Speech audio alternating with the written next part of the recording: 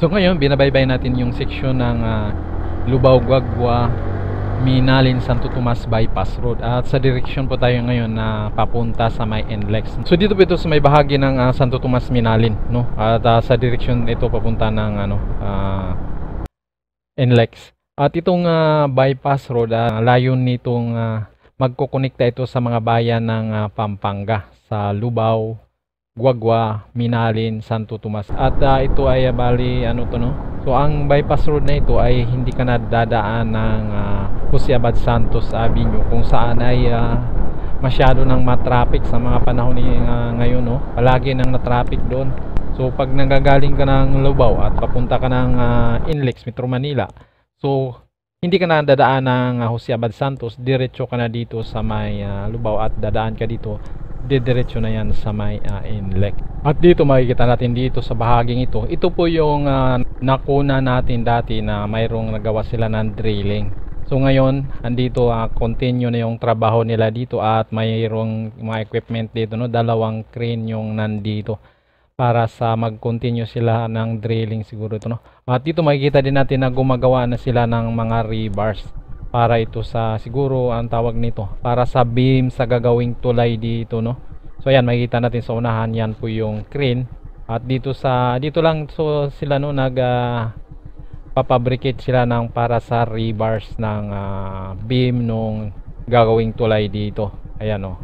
So yan, mahaba itong ginagawa nilang rebars dito, no. Yan, no, lalaki ng mga bakal at mayroon silang mga para sa tensioning cable nilang nilagay dyan sa loob, no. Ayan, oh. So dito po ito, no, sa kalagitnaan ng pagpasok mo ng MacArthur Highway at bago ka makarating doon sa may NLEX, sa kalagitnaan yung gagawin nilang tulay. So yan, so dahil sa unahan dito, doon po yung dalawang tulay na magkasunod at ito yung bagong tulay na gagawin nila. Yan, oh. Dito makita na rin natin yung rebars para sa board pile, lalaki. Yan, oh. So ito ngayon puntahan natin, nung nagpunta tayo dito ay may tubig pa ito dito, no, dahil nagbaha nga ngayon, wala na yung tubig at medyo umiinit na yung panahon natin. So yan, ito po yung, dito po yung bahaging ito ang tumatawid yung tubig ng pispan. Ngayon wala na. So itong bahagi na to ang lalagyan nila ng tulay para sa ito, dire-diretso na itong para sa bypass road na ito. Ayan, kita natin yung equipment. Ayan, oh, may nakalagay na para pan-drilling. So yan, ito naman yung isang crane. At ito, bahagi nito mataas na ito, no. So ito yung nakikita natin dati na tinatambakan nila. So ngayon, ayan, oh, tapos na nilang natambak at elevated na itong bahaging itong mataas na. At may kalaparan din itong bahaging itong ginagawa nila dito sa may bypass road, no. Sana all. So dire-diretso na yan doon sa may kung saan ay gagawa din sila ng on-ramp, off-ramp para sa NLEX. Yan, so makikita natin dito, no. So dahil tag-ulan nga, mabilis tumubo yung mga halaman dito. Yan, oh, makikita natin at mapapansin natin dito sa mga gilid-gilid. Ito, mayroong mga dinadaanan, kinakain ng tubig, no. Nagkaroon ng yung water corrosion. Yan, oh. So parang nagbitak-bitak ito, no. So diyan dumadaan yung tubig nung tagbaha dito. At sigurado ayusin pa nila yan pag kung sa panahon na ano ang gagawin na nila dito. Yan, oh.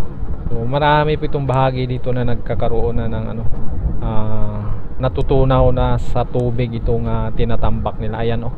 Ang lalaki ng mga bitak, no. So yan. So papunta na yan doon sa direction na yan doon sa may dalawang tulay. Sana all.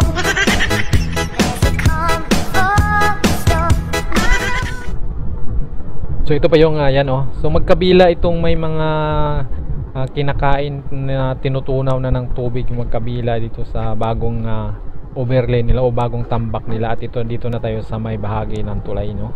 Ito yung unang tulay at sa unahan yung isa. At dire-diretso na yan doon sa kung saan gagawin nila yung on-ramp, off-ramp. Sana all.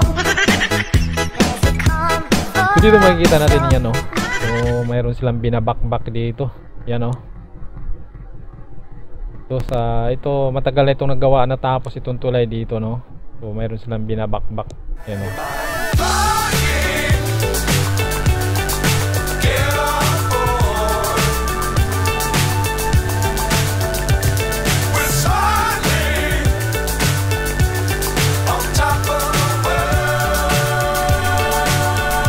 So ito na po yung sa dulong bahagi ng Lubao-Guagua Bypass Road, no.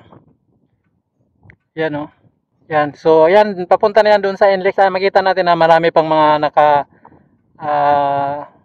tumpok-tumpok na mga buhangin hindi pa naikalat. At doon sa dulo medyo mataas na, no. So dito, ito yung tulay, no. So itong tulay na to, ayan, no. Binabakbak nila yung pinakadulong bahagi ng tulay, yung pinaka simula nung embankment, no. Yan, oh. Binabakbak nila. At ito yung tulay, no. So magkabila po ito sa kabilang side nung tulay. Yan, oh.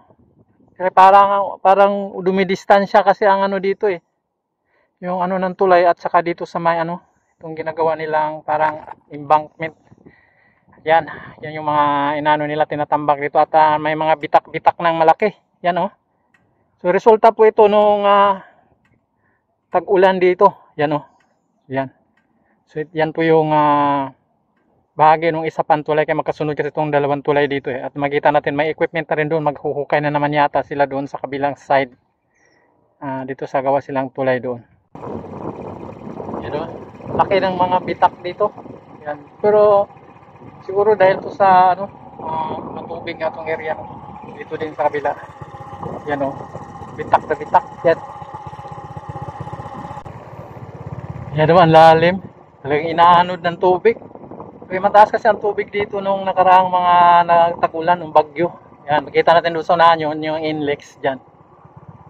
So ito yung ikalawang tulay ito. At ngayon, dito sa kabila, makita natin may mga equipment na rin.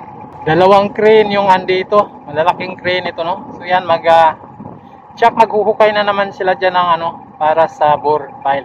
Yan, no? Kasi doon dati, doon sa kabila yung ginagawa lang, dito na sila sa kabila ng side, no? At gumagawa na rin sila doon ng mga sheet, mga rebar cage pang sa tulay. Yan, no? Ito yung bahagi nila na tinatambak nila nung nakaraan. Yan. Mataas na ito pero yun nga, pinasok ng tubig, nakabitak-bitak pa yung ibang bahagi dito.